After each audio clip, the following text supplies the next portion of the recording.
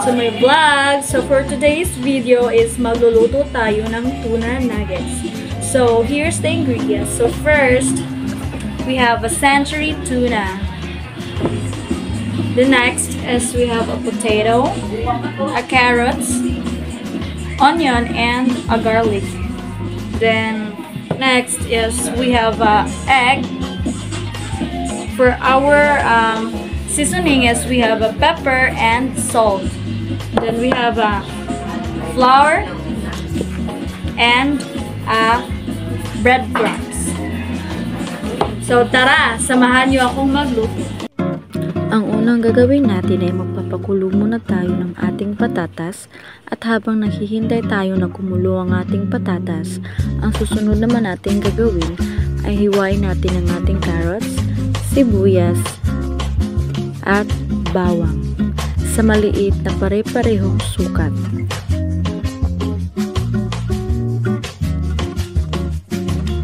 Matapos nating mahiwa lahat, atin namang isusunod ang 2 lata ng century tuna at atin itong tatanggalan ng sabaw at itatabi muna natin.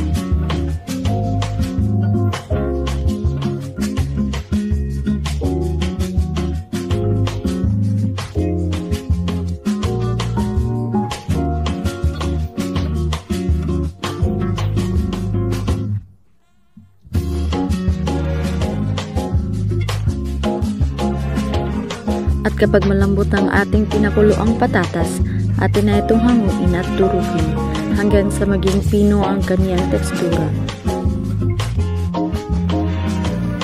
At kapag ganito na ang kanyang itsura, pwede na nating ihalo lahat ng ingredients. Ilagay na natin ang ating century tuna, ang ating carrots,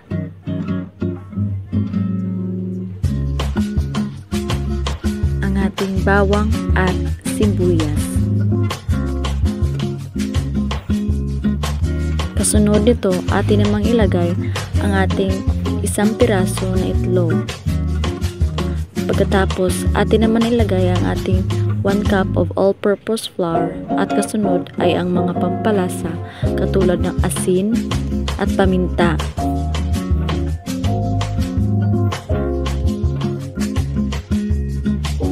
Pagkatapos may lagay lahat ng ingredients, pwede na natin itong haluin lahat hanggang sa maging ganito na ang kanyang itsura.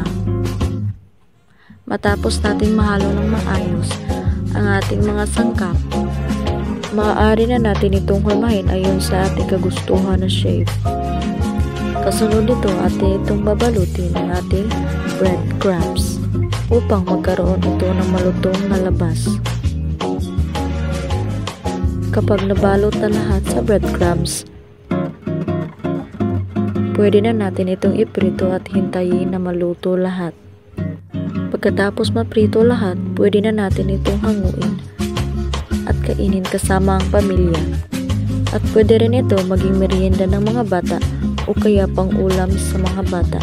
Kaya subukan nyo na rin ang tuna nuggets.